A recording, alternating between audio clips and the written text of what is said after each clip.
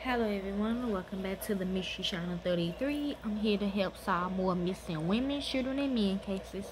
Now this is going to be a very sentimental one for my dad. Remember I told y'all they came and got me in 96.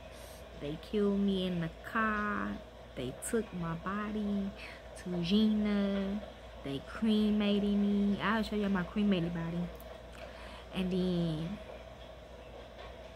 Gina in the middle like sucked me into her, and that's how I became her daughter. Like they say in the Bible, she was a virgin because she didn't really have sex to get me. Like she, and then I came a baby, okay? But she did push me out though, I think.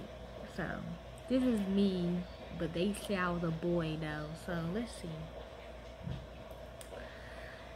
They call me Emmanuel Birts. B-I-R-T-S. This is how I looked it when I came out. Oh, where the hell?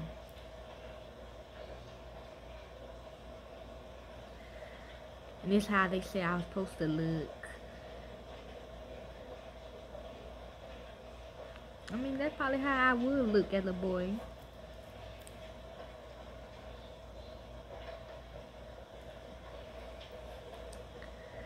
So let's begin. I disappeared September the 14th, 1989. Missing for 34 years. Location, Dallas, Texas. Age 5 weeks. Age now 34. Race black. Sex male. Height 2 inches. Weight 10 pounds. Classification endangered missing. Who I am.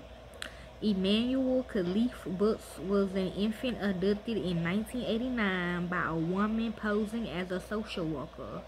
His photo is shown age progressed to 26 years. Case. Emmanuel was born on August the 4th and was taken home from the hospital on August the 11th, 1989. The next day, a woman losing the name Deborah Manning visited his home, where he lived with his mother Keisha and grandmother Hermaine Grady. She claimed to be a social worker making a follow-up visit and correctly told them that Emmanuel had an eye infection. The woman visited again a month later on September the 12th.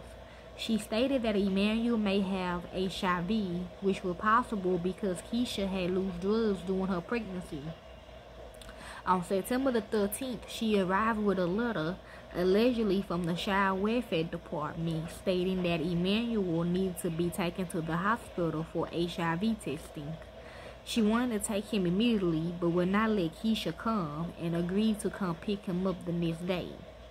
On September the 14th, 1989, Deborah arrived at the residence but then left, saying she needed to get a car seat. She returned and his grandmother gave Emmanuel to her at 10 o'clock a.m. She promised to be back by 2 o'clock p.m. but never returned.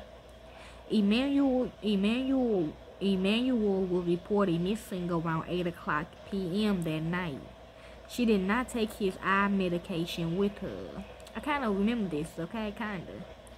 Hermaine Grady did know a social worker named Deborah Manning, but she was interviewed by the police and is not considered a suspect in Emmanuel's abduction.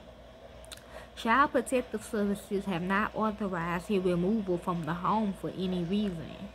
His abductor believed to have obtained his medical records and may have had a history as a con artist. She always wore a white lab coat and green surgical pants. Emmanuel's abductor is described as an African-American woman in her 30s, about 5'6" and 145 pounds. Her hair was sandy brown, but may have been a wig, and she wore heavy blue eyeshadow. She spoke with a heavy foreign, possible African accent. She also claimed to own a van, but none of Emmanuel's family members saw the vehicle. Keisha and Emmanuel's father both later tested negative for HIV, meaning that Emmanuel could not have had it. They are not considered suspects in his disappearance. characteristics: black hair, brown eyes, had eye infection at the time of his abduction. Clothing: red, white, and blue checker shirt, light blue shorts with red trim, red and white socks. The sources is from Emmanuel Books at Name Us, Emmanuel Books at NCMEC, Emmanuel Books at the Charlie Project, and the Marshall News Messenger. Okay? So y'all like to help with this case, y'all can. I don't do it for the fame or the money. I do it because it's what I love to do. And to the real families of this victim, we corporate America will set y'all up. Okay? Thank you. Enjoy. Be safe.